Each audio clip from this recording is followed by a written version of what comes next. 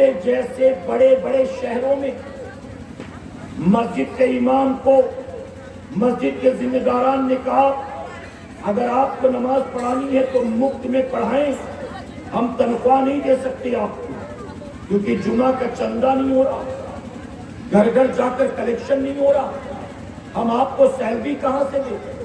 اگر 2 4 6 8 مہینے مفت میں امامت کر سکیں تو کریں، ورنہ اپنا کوئی اور انتظام کر لیں، مسجد تو ویسے بھی بند۔ یہ حالات تھے۔ بتائیے کبھی آپ نے سوچا تھا کہ یہ دن دیکھنے کو ملے گا؟ میں بچوں سے، جوانوں سے نہیں، بزرگوں سے پوچھتا ہوں، کیا بزرگوں نے بھی کبھی تصور کیا تھا کہ زندگی میں ایسا وقت بھی آئے گا، ایسا دن بھی ہم دیکھیں گے؟ لیکن یہ سب کچھ ہم دیکھ چکے ہیں، ان سارے حالات و معاملات سے ہم دو چار ہو چکے ہیں۔ اے مسلمانوں، میں آپ سے پوچھتا ہوں، یہ سب کچھ دیکھنے کے بعد ہماری زندگی میں کوئی تبدیلی آئی ہے کہ نہیں آئی؟ ہماری بے حسی کا حال، ہماری کاہلی اور سستی کا حال، ہماری دین سے دوری کا حال یہ ہے کہ کورونا سے پہلے بھی بے نمازی تھے، کورونا کے بعد سارے حالات دیکھ کر بھی بے نمازی ہیں، کورونا سے پہلے بھی داڑھی منڈاتے تھے، کورونا کے معاملات دیکھ کر بھی داڑھی منڈا رہے ہیں، کورونا سے پہلے بھی ٹک ٹاک اور پب جی پہ لگے رہتے تھے، کورونا کے بعد بھی ٹک ٹاک اور پب جی پر لگے ہیں۔ مسجدوں سے مطلب کل بھی نہیں تھا، مسجدوں سے مطلب آج بھی نہیں ہے، شریعت و سنت پر عمل کل بھی نہیں تھا، شریعت و سنت پر عمل آج بھی نہیں ہے۔ میں آپ سے پوچھتا ہوں، اے دین سے دوری میں اپنی زندگی گزارنے والوں، ارے جو لاکھوں مرے تھے، اگر ان میں ایک آپ کا بھی شمار ہوتا تو بتائیے کیا کر لیتے؟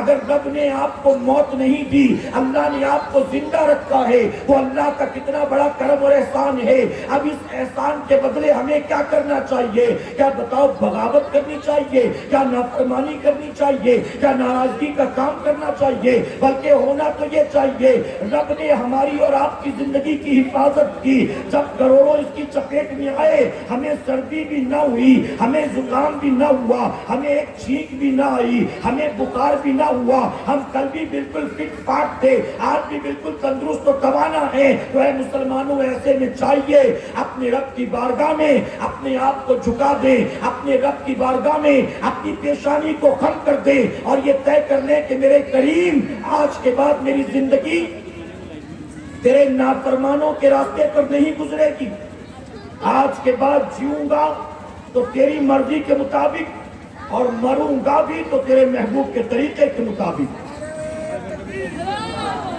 میرے پیارے آقا علیہ الصلوۃ والتسلیم کے پیروانوں، اللہ رب العزت قرآن مقدس میں ارشاد فرماتا ہے، جس کا مفہوم یہ دنیا کی مال و متاع، یہ دنیا کی دھن دولت، یہ دنیا کا سرمایہ بہت مختصر، اس کی کوئی حقیقت نہیں، اس کی کوئی حیثیت نہیں۔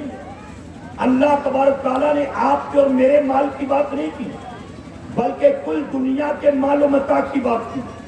پوری دنیا کی دولت، پوری دنیا کا سرمایہ، یہ سب کوئی معنی نہیں رکھتا، مختصر۔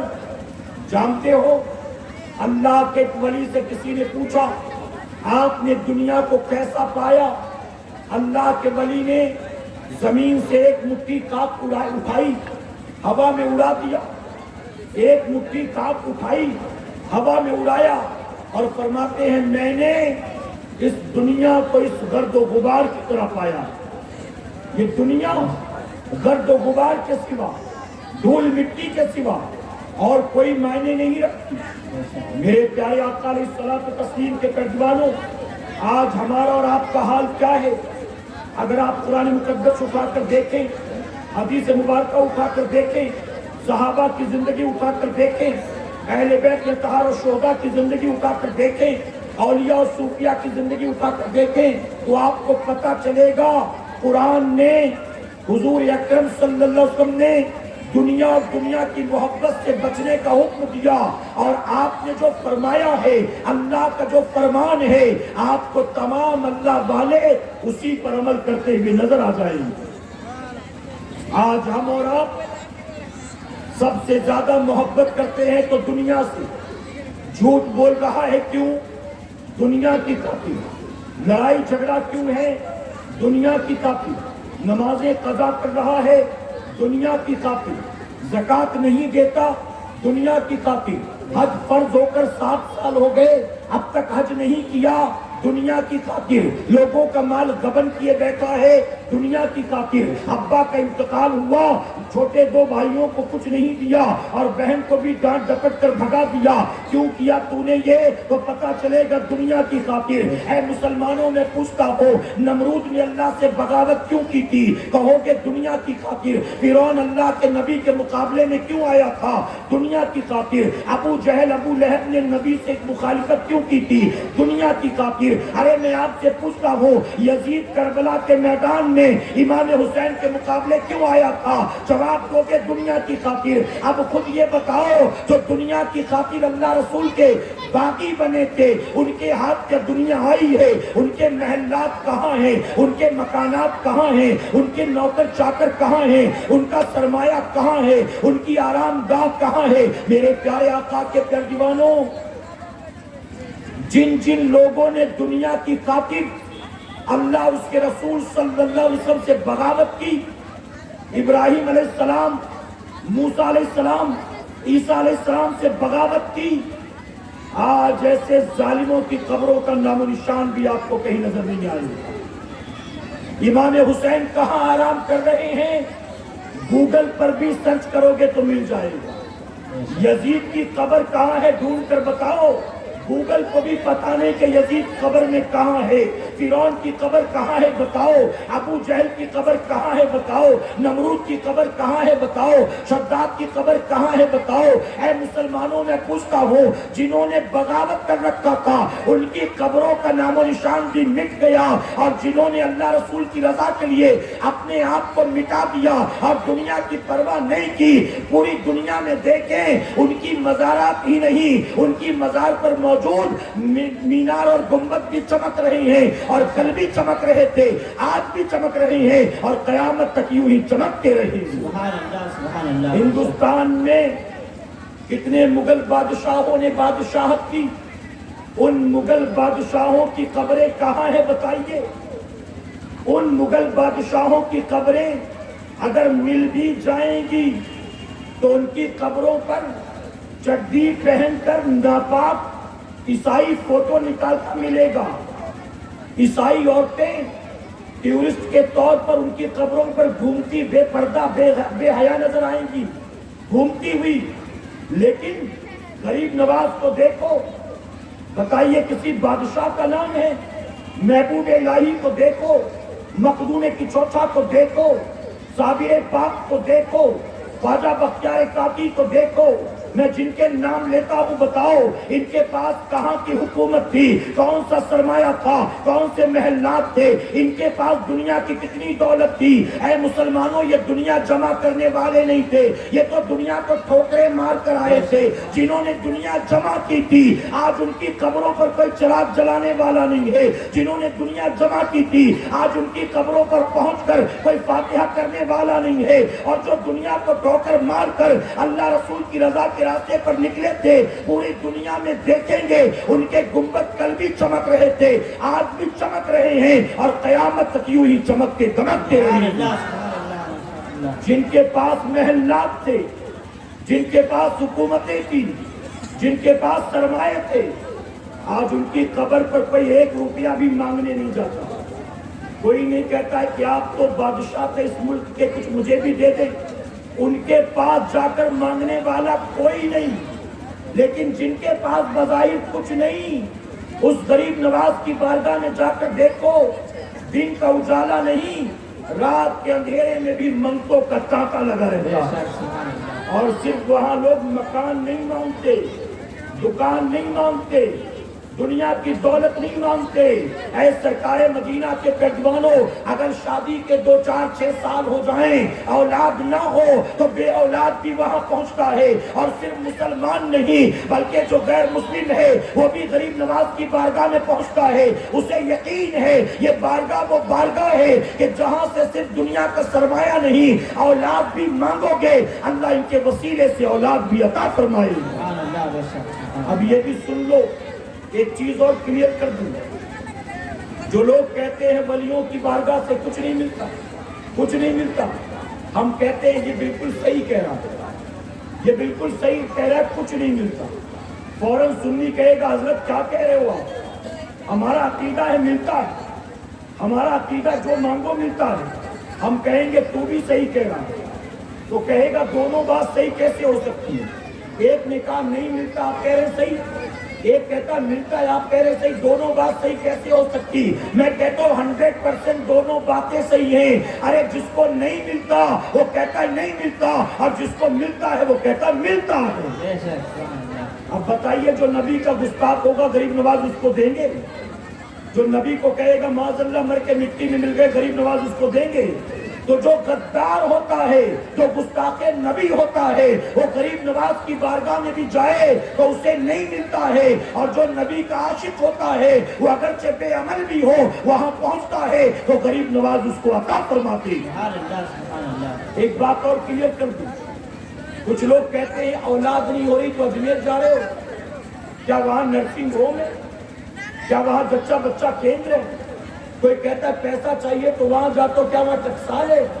اس طرح کی بات میں کہتا ہوں سنیوں دل پر ہاتھ رکھ کر جواب دو۔ دنیا کی دولت بڑی چیز ہے کہ ایمان بڑی چیز ہے؟ جی ایمان، دولت کہہ رہے ہیں تو زور سے کیوں نہیں کہتے، ڈرتے کیوں ہیں؟ اولاد بڑی چیز ہے کہ ایمان بڑی چیز ہے؟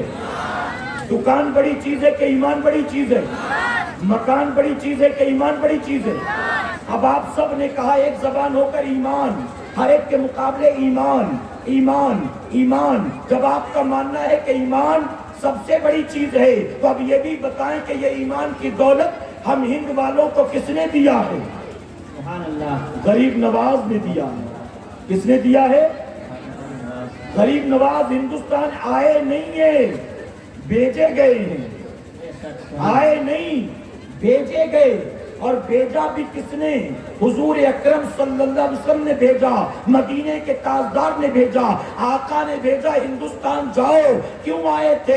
ایمان کی دولت دینے آئے تھے، آوارہ پیشانی کو رب کی بارگاہ میں جھکانے آئے تھے، 365 باطل معبودوں سے ہمیں توبہ کرانے آئے تھے۔ اب بتائیے جب ایمان کی دولت سب سے بڑی دولت ہے، باقی ساری چیزیں اس کے بعد ہیں، اب ایمان جیسی دولت جو غریب نواز نے دیا، ہم نے مانگا نہیں تھا، ہمیں بن مانگے دے دیا، تو جو میرا غریب نواز بن مانگے ایمان کی دولت دیتا ہے، اب اس سے دنیا کی دولت مانگو گے تو کیا وہ نہیں دے سکتے ہیں؟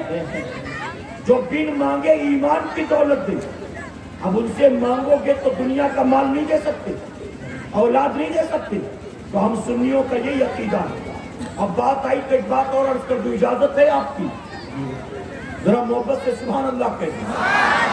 اب چونکہ مہینہ بھی غریب نواز کا چل رہا ہے، ابھی چھٹی شریف گزری ہے نا، آپ کے یہاں سے بہت لوگ گئے ہوں گے بسوں میں سوار ہو کر، مزارات اولیاء کی زیارت کرتے کرتے کرتے کرتے آنے جانے میں 20 دن لگتے ہیں۔ میرے پیارے آقا کے پیروانوں، عقیدے کی بات کرنے چلا ہوں، توجہ چاہتا ہوں۔ بزرگوں کی زندگی گزر گئی، نوجوانوں تم توجہ دو، اس کی وجہ کہ ایک طویل عمر باقی ہے، نہ جانے کون کون سے فتنے ابھی دیکھو گے۔ غریب نواز، میں آپ سے پوچھتا ہوں، دل پر ہاتھ رکھ کر جواب دو، ہم ہند والوں کو ایمان کی دولت کس نے دیا؟ کسی چکڑالوی نے، کسی بھوچالوی نے، کسی مرزائی نے، کسی قادیانی نے، کسی نیچری نے؟ بتائیے کیا کسی رافضی نے، کیا کسی سو کالڈ اہل حدیث نے، سو کالڈ اہل قرآن نے، کسی تبلیغی نے، کسی وہابی نے، کسی دیوبندی نے ہمیں ایمان کی دولت دیا تو کس نے دیا؟ آپ کو ماننا پڑے گا ایمان کی دولت ان باطل فرقے والوں نے نہیں دیا، ہمیں خواجہ غریب نواز نے عطا فرمایا، غریب نواز نے۔ اور جو غریب نواز نے ایمان کی دولت ہمیں دی، تو غریب نواز سے ہمیں ایمان ملا، تو غریب نواز کا جو طریقہ تھا وہ طریقہ بھی ہمیں اور آپ کو ملا، وہ طریقہ بھی۔ آج بہت سے لوگ کہتے ہیں، حالانکہ میرا یہ عنوان نہیں، لیکن بات آئی ہے تو بتاتا چلوں۔ بہت سے لوگ کہتے ہیں کہ یہ اولیاء اکرام کا اس منانا کہاں سے ثابت؟ اولیاء اکرام کا اس منانا کہاں ثابت؟ کہاں لکھا ہوا؟ یہ تم کہاں سے لے کر آگے، کہاں لکھا اس منانا؟ جو لوگ گئے تھے غریب نواز کے عرص پاک میں وہ جانتے ہیں کہ غریب نواز کا عرص 800 سال سے منایا جا رہا ہے۔ کتنے سال سے؟ 800 سال سے۔ اب جب غریب نواز کا عرص 800 سال سے منایا جا رہا ہے تو اس کا مطلب یہ کلیئر ہو گیا کہ عرس کی بنیاد ہندوستان میں اعلیٰ حضرت عظیم البرکت نے نہیں رکھا۔ کیوں؟ کیونکہ اعلیٰ حضرت 800 سال پہلے کے بزرگ نہیں ہیں۔ اعلیٰ حضرت عظیم البرکت کو 100 سال گزرے اور عرس کب سے ہو رہا ہے؟ جی 800 سال سے۔ پتا چلا یہ بریلویوں کا بنایا طریقہ نہیں ہے، بلکہ 800 سال سے ہندوستان میں ولیوں کا عرس ہو رہا ہے۔ اب 800 سال سے اگر عرس ہو رہا ہے تو یہ عرس کس نے کیا؟ اس کی بنیاد کس نے رکھی؟ غریب نواز کا 800 سال پہلے سب سے پہلا عرس کس نے شروع کیا تھا؟ بریلوی نے نہیں شروع کیا تھا، بوکارو والوں نے نہیں شروع کیا تھا، راج محل والوں نے نہیں شروع کیا تھا، بمبئی والوں نے نہیں شروع کیا تھا، بلکہ 800 سال پہلے غریب نواز کا پہلا عرس پاک انہوں نے منایا تھا جنہوں نے غریب نواز کے ہاتھ پر اسلام قبول کیا تھا۔ جو ہمارے آپ کے مرید نہیں تھے، جو غریب نواز کے مرید تھے، جو آج کے مدرسوں کے پڑھے نہیں تھے، 800 سال پہلے جنہوں نے پہلا عرس منایا تھا وہ غریب نواز کے تربیت یافتہ تھے، وہ غریب نواز کے شاگرد تھے، وہ غریب نواز کے مریدین تھے، وہ غریب نواز کے خلفاء تھے۔ انہوں نے تقریر غریب نواز سے سنا تھا، وہ نمازیں غریب نواز کے پیچھے پڑھتے تھے۔ اب بتائیے دین وہ زیادہ جانتے تھے کہ آج کا مولوی دین زیادہ جانتا ہے؟ اچھا 800 سال پہلے جب عرس ہوا اگر یہ غلط تھا تو کسی نے روکا کیوں نہیں؟ اسی وقت روک لیتے 2-3 سال میں ختم ہو جاتا، یہاں تک پہنچتا ہی نہیں، اور یہاں تک پہنچتا نہیں تو آج کا بریلوی بھی آج کا سنی بھی عرس مناتا نہیں۔ ہم تک پہنچا، کیسے پہنچا؟ اس کی وجہ یہ ہے کہ 800 سال سے اگر غریب نواز کا عرس ہو رہا ہے اور ہوتے ہوتے ہم تک پہنچا ہے تو ہم تک پہنچنے کی وجہ یہ ہے کہ اس وقت روکنے والا کوئی نہیں تھا، جتنے تھے وہ سب منانے والے تھے۔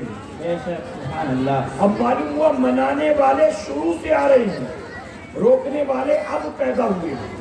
تو پہلے والے اچھے تھے کہ اب والے اچھے ہیں؟ جی آج آپ صحیح ساتھ نہیں دے رہے ہیں۔ پہلے والے زیادہ دین جانتے تھے کہ اب والے زیادہ جانتے ہیں؟ ارے پہلے والوں کو تو قرآن بھی پڑھنا آتا تھا، پہلے والے تو شریعت کے پابند تھے، پہلے والے تو نمازوں کے پابند تھے، پہلے والے دھوکے باز نہیں تھے، پہلے والے مکار نہیں تھے، پہلے والے جھوٹے نہیں تھے، پہلے والے فریبی نہیں تھے، پہلے والے اللہ رسول کے باغی و غدار نہیں تھے۔ اب تو میرے پیارے آقا کے ترجمانوں لوگ گاڑی رکھ کر بھی دھوکہ کرتے ہیں، لوگ ٹوپی پہن کر بھی دھوکہ کرتے ہیں، اب تو مسجد کے امام ہو کر بھی جھوٹ بولتے ہیں۔ میں ذمہ داری کے ساتھ کہنا چاہوں گا اب تو وہ دور آ گیا کہ دین کا لبادہ اوڑھ کر بھی لوگ ٹھگی کا کاروبار کرتے ہیں۔ آپ نے سوشل میڈیا پر سینکڑوں ایسے ویڈیو دیکھے ہوں گے۔ آج کے لوگ اتنے اچھے نہیں ہیں جتنے اس دور کے لوگ اچھے تھے۔ پتا چلا اس دور میں کوئی مخالفت کرنے والا نہیں تھا، سارے منانے والے تھے۔ تو پہلے والے اچھے تھے اور بعد والے ان سے برے۔ اب روکنے والے وہ ہیں جو آج کے، تو ان کی مانو گے کہ ان کی مانو گے؟ جی ان کی مانیں گے۔ اور یہ بھی سن لو اور واضح کر دوں، غریب نواز کا پہلا عرس پاک خواجہ بختیار کاکی نے منایا تھا، محبوب الہی خواجہ نظام الدین اولیاء نے منایا تھا۔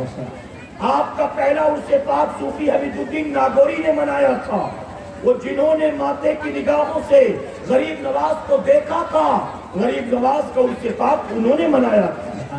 ہم سنی اسی لیے مناتے ہیں کہ الحمدللہ۔ تو میرے پیارے آقا علیہ الصلوۃ والتسلیم کے پیروانوں، جو بڑے بڑے سلطان تھے، شہنشاہ تھے، بادشاہ تھے، ان کی قبروں پر کوئی ان کی مغفرت کی دعا کرنے والا بھی آج نہیں۔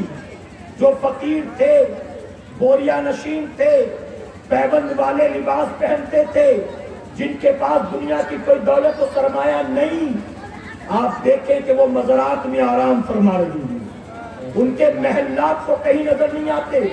اجمیر شریف جاؤ، بلند دروازہ ملے گا، جنتی دروازہ ملے گا، شاہجہانی مسجد ملے گی، اکبری مسجد ملے گی، غریب نواز کا روزہ ملے گا، غریب نواز کا گنبد ملے گا، لیکن پوچھو غریب نواز کی آرام گاہ کہاں ہے؟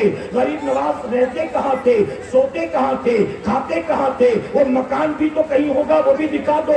آپ کو کٹیا کا نام و نشان بھی نظر نہیں آئے گا۔ ارے محل تو دور کی بات کر، چھوٹا سا جھوپڑا بھی نظر نہیں آئے گا۔ پتا چلا ان اللہ والوں نے دنیا میں رہ کر دنیا نہیں بنایا ہے، بلکہ دنیا میں رہ کر اپنی آخرت کو بنانے کی کوشش میں لگے رہے ہیں۔ سبحان اللہ، سبحان اللہ۔ اور ہم اور آپ انہی کے نام لیوا، انہی کے ماننے والے، لیکن ہمارے دلوں میں دنیا کی محبت ایسی کوٹ کوٹ کر بھر گئی۔ ہائے دنیا، ہائے دنیا، ہائے پیسہ، ہائے پیسہ۔ جھوٹ بولنا پڑے تو بولو، کمائی ہونی چاہیے، کم ناپنا پڑے تو ناپو، انکم ہونی چاہیے، کم تولنا پڑے تو تولو، پیسہ ملنا چاہیے۔ اپنے بھائی کا مال کھا لیا، اپنی بہن کا حق دبا لیا، پڑوسی کو پریشان کر کے اس کے کھیت کھلیان پر قبضہ کر لیا، ابا کے انتقال کے بعد بھائیوں کو بنا بتائے چوری چھپے سب کچھ اپنے نام پر لکھا لیا۔ اے مسلمانوں بتاؤ یہ ہوتا ہے کہ نہیں ہوتا؟ جانتے ہو کسی بزرگ نے کہا ایک شخص کا انتقال ہوا، جب اس کو غسل دیا جانے لگا تو غسل دینے والے نے یہ بتایا کہ اس کے انگوٹھے پر سیاہی کا نشان لگا ہوا تھا۔ اس نے بڑی کوشش کی کہ اس کو صاف کر دے، لیکن وہ دھلتا نہیں تھا۔ وہ جو بیٹا ساتھ موجود تھا اس نے کہا جلدی جلدی غسل دے کے کفن پہنا دو، یہ نہیں چھوٹتا تو جانے دو، کوئی مسئلہ نہیں ہے۔ اے مسلمانوں، چند دنوں کے بعد گھر کے اندر جھگڑا شروع ہوا۔ اب جب جھگڑا شروع ہوا تو پتا چلا اب بھائیوں میں ابا کی قبر کی مٹی ابھی سوکھی بھی نہیں ہے، آپس میں بھائی لڑ بیٹھے۔ وجہ کیا تھی؟ تو پتا چلا جو بڑا بھائی تھا ابا کے انتقال کے بعد جب اسپتال پہنچا اور پتا چلا ابا کا انتقال ہو گیا تو اسی حالت میں ابا کے انگوٹھے پر فوراً سیاہی لگا کر اس سے پہلے دوسرے بھائی بہن آئے ایک کاغذ پر مہر لگوا لیا، انگوٹھا لگوا لیا۔ اے مسلمانوں ذرا یہ سوچو کیا حال ہے۔ اور میں ذمہ داری کے ساتھ کہوں گا آج ہر باپ زندگی بھر دنیا دنیا دنیا دنیا کرتا ہے، اور اس کے مرنے کے بعد اس کی اولاد جو پیچھے رہ جاتی ہے وہ بھی دنیا کی لالچی کتا بن کر رہ جاتی ہے، وہ بھی زندگی بھر دنیا دنیا کرتی ہے۔ اپنے باپ کا مکان کو اپنے نام کر لیا، کھیت کلیان اپنے نام کر لیا، بینک بیلنس اپنے نام کر لیا، جو کچھ فکس میں تھا اپنے نام کر لیا، اپنے نام سب کچھ کر لیتا ہے، لیکن باپ کے نام پر اسے فاتحہ دینا بھی نہیں آتا، باپ کے نام پر یاسین شریف بھی نہیں پڑھ سکتا۔ جب قرآن خوانی ہوتی ہے، مدرسے کے بچے آتے ہیں اور بیٹھ کر تیرے باپ کے اصالے ثواب کے لیے قرآن پڑھتے ہیں، اور بیٹا یہاں انتظام کے نام پر گھومتا رہتا ہے کیونکہ اس کو قرآن پڑھنا نہیں آتا۔ اگر بہت ہوا تو چنا لے کر بیٹھ جائے گا، بہت ہوا تو کھجور کی گٹلی لے کر بیٹھ جائے گا، بہت ہوا تو کونے میں تسبیح لے کر بیٹھ جائے گا۔ ہم نے تو ایسے ایسے جوان بیٹے دیکھے، باپ نے نمازوں کی پرواہ نہیں کی دنیا کے لیے، باپ نے حرام حلال کی پرواہ نہیں کی دنیا کے لیے، مرا تو کوٹیاں بھی بنا گیا، منا تو فیکٹریاں بھی بنا گیا، مرا تو اپنے بیٹے کو مرتے ہی کروڑ پتی بنا گیا، لیکن جو اولاد پیچھے چھوڑ کر گیا تھا وہ بیٹا اس لائق نہیں تھا کہ جب پورا گاؤں آیا نماز جنازہ پڑھنے کے لیے تو بیٹا خود بھی نماز جنازہ کی صف میں شامل نہیں تھا۔ سبحان اللہ، سبحان اللہ۔ امام صاحب نے پوچھا ولی کون ہے؟ اجازت ہو تو نماز شروع کی جائے۔ تو ایک کونے میں اشارہ کیا گیا، وہ پیڑ کے سائے میں جو کھڑا ہے وہ بیٹا۔ آواز دی گئی بتا نماز شروع کی جائے، تو بیٹا وہیں سے اشارہ کرتے حضرت پڑھائیے۔ پورا گاؤں آ کر نماز جنازہ پڑھے، اور جوان بیٹا جو باپ کے مرتے ہی سب چیزوں پر قابض ہوا وہ نماز جنازہ پڑھنے کے بھی لائق نہیں۔ باپ زندگی بھر دنیا دار رہا تو مرتے مرتے اولاد کو بھی دنیا کا کتا بنا گیا۔ بتائیے کیا ملا؟ حضور اکرم صلی اللہ علیہ وسلم نے فرمایا چند چیزیں صدقے جاریہ ہوا کرتی ہیں، ان میں جانتے ہو کیا چیز؟ نیک اولاد، ماں باپ کے لیے صدقے جاریہ، یعنی باپ کا انتقال ہوا، ایسا بیٹا چھوڑ گیا جو نمازی تھا، ایسا بیٹا چھوڑ گیا جو حافظ قرآن تھا، ایسا بیٹا چھوڑ گیا جو عالم دین تھا، ایسا بیٹا چھوڑ گیا جو مبلغ تھا، بیٹا نیکوکار تھا۔ باپ کے انتقال کے بعد بیٹا جتنی نیکیاں کرے گا اس کی ساری نیکیاں اس کے نام اعمال میں بھی لکھی جائیں گی اور اس کے مرنے والے ماں باپ کے بھی نام اعمال میں لکھی جائیں گی۔ اللہ لیکن میں پوچھتا ہوں مسلمانوں، کتنے لوگ ہیں جنہوں نے اپنے بیٹوں کو قرآن پڑھایا؟ کتنے لوگ؟ میں آپ کو بتاؤں، ابھی پرسوں کی بات، زیادہ دور کی نہیں میرے بھائی، پرسوں کی، ہم ویسٹ بنگال کے علاقے میں تھے۔ ایک باپ نے آ کر شکایت کی کہ حضرت میرے گھر بچے کی ولادت ہوئی، 6 مہینے ہو گئے، بہت کوشش کرتے ہیں لیکن بچہ ماں کا دودھ پی نہیں رہا ہے، آپ کوئی وظیفہ بتلائیں، کوئی دعا بتا دیں۔ میں نے کہا دوا لی، آپ نے ڈاکٹر کو دکھایا؟ اس نے کہا ڈاکٹر نے سارے ٹیسٹ کر لیے، سب کچھ نارمل ہے، کوئی بیماری نہیں۔ پھر سمجھ میں نہیں آتا کہ ماں کا دودھ پیتا کیوں نہیں۔ میں نے کہا نظر وغیرہ کا معاملہ ہوگا، آپ ایک کام کرو، صبح شام با وضو اپنے بچے کو سورہ فلق سورہ ناس پڑھ کر دم کیا، صبح شام یہ دونوں سورے پڑھ کر اس کو دم کرو، اس کو پھونکا کرو، نظر کا معاملہ ہوگا، اللہ تبارک تعالیٰ دور فرمائے۔ باپ بن گیا باپ، لیکن سوچے دین سے کتنا دور۔ اس نے کہا کیا پڑھنا ہے؟ میں نے کہا سورہ فلق اور سورہ ناس۔ اس نے کہا حضرت سمجھ میں نہیں آ رہا ہے، آپ کیا کہہ رہے ہیں؟ میں نے کہا قل اعوذ برب الفلق قل اعوذ برب الناس، یہ دونوں سورے پڑھ کر اپنے بچے کو صبح شام دم کر، اللہ شفا دے گا، اللہ آرام دے گا۔ اس نے کہا میں کاغذ لاتا ہوں، لکھ کے دے دیں، آپ کیا کہہ رہے ہیں مجھے سمجھ میں نہیں آ رہا۔ اب ذرا سوچیں، وہ تراویح بھی پڑھتا ہوگا، وہ جمعہ کی نماز بھی پڑھتا ہوگا، وہ عید بقرہ عید بھی پڑھتا ہوگا، جس کو یہ پتہ نہیں کہ یہ 2 سورتیں ہیں قرآن کی۔ آپ ذرا سوچیں اس کو وہ دین سے کتنا غافل ہوگا۔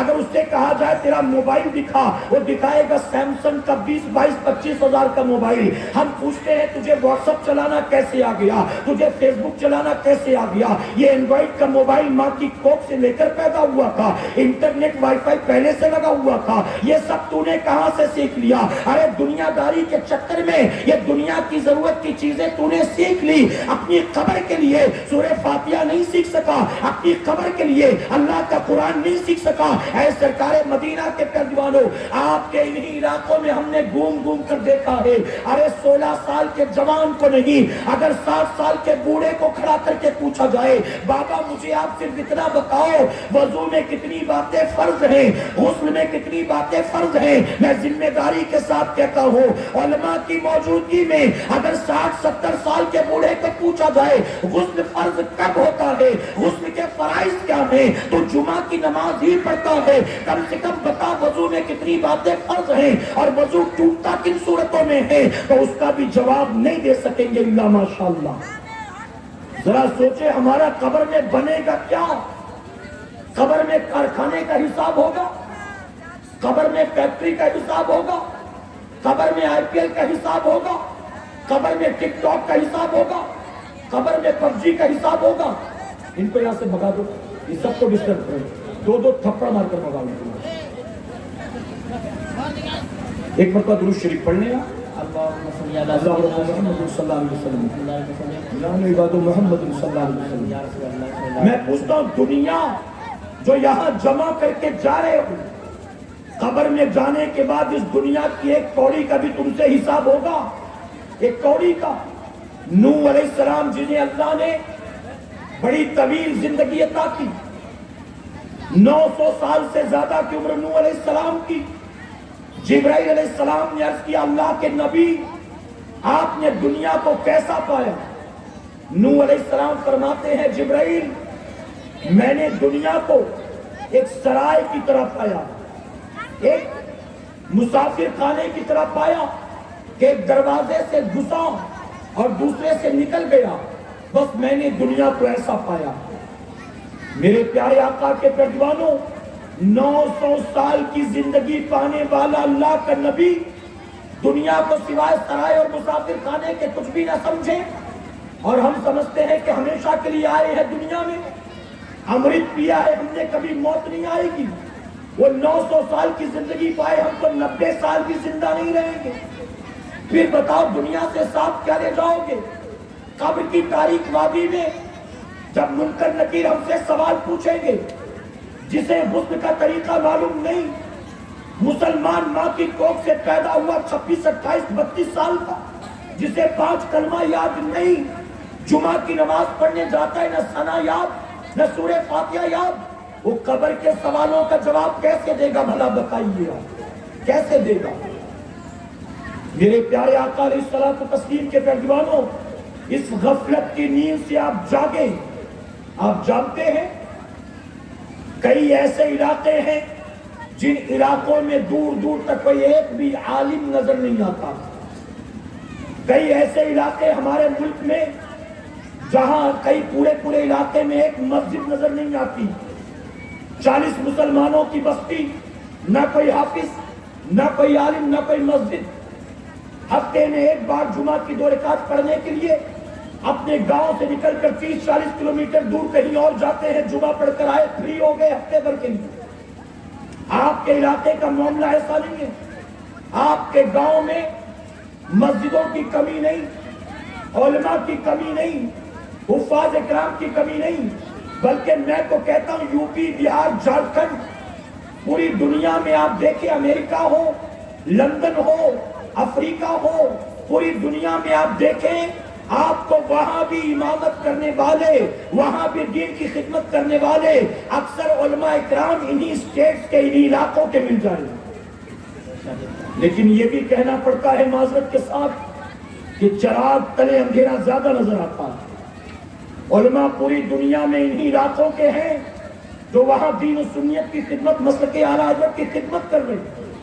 لیکن ہماری اپنی ان آبادیوں میں سب سے زیادہ دین سے دوری اور دین سے غفلت. میں نے اکثر یہ کہا ہے آپ کے اس اجتماع میں, ہمارے علاقے میں جلسوں کی کوئی کمی نہیں. ہر گاؤں کا اپنا ایک سالانہ جلسہ ہوتا ہے, اور جب کسی گاؤں کا سالانہ جلسہ ہوتا ہے تو اس گاؤں کا رہنے والا نوجوان پورے ہندوستان میں کہیں بھی رہتا ہو اپنے گاؤں واپس آ جاتا ہے. بنگلور میں ہو تو وہ بھی آ گیا, بمبئی میں ہو تو وہ بھی آ گیا, دلی میں ہو تو وہ بھی آ گیا, گوا میں ہو تو وہ بھی آ گیا, کیرلا میں ہو تو وہ بھی آ گیا. کہتے ہم گاؤں جا رہے ہیں, ہمارے گاؤں کا سالانہ جلسہ ہے, ہمارے گاؤں کا سالانہ جلسہ ہے. میں کہتا ہوں سالانہ جلسے میں آپ کے یہاں چندہ دینے والوں میں کوئی کمی نہیں ہے. ہم نے اپنی آنکھوں سے دیکھا ہے, غریب شکل و صورت نظر آنے والا ایک بوڑھا بھی کھڑے ہو کر 500 روپیہ لکھاتا ہے, 2000 کی نوٹ کماتا ہے. اس سے پتا چلتا ہے یہ بوڑھا تو کماتا نہیں ہوگا, اس کے 2-3 بیٹے کماتے ہوں گے. دین کا جذبہ ہے, اللہ کے نام پر مال خرچ کرتا ہے. لیکن میں پوچھتا ہوں, آپ نے سب کو جمع کر لیا, آپ نے بڑے بڑے علماء کو دعوت دی, آپ نے 1.5-2-3 لاکھ روپے جلسے میں خرچ کیا, آنے والے ہر آدمی کو آپ نے پیٹ بھر کے کھانا بھی کھلایا, آپ نے پورے گاؤں میں چراغا بھی کیا, آپ نے مجمع بھی ہزاروں کا اکٹھا کیا. لیکن محفل جب ختم ہوتی ہے تو جانے والے اپنے ساتھ کیا لے کر جاتے ہیں, اپنے ساتھ کتنا لے کر جاتے ہیں؟ اے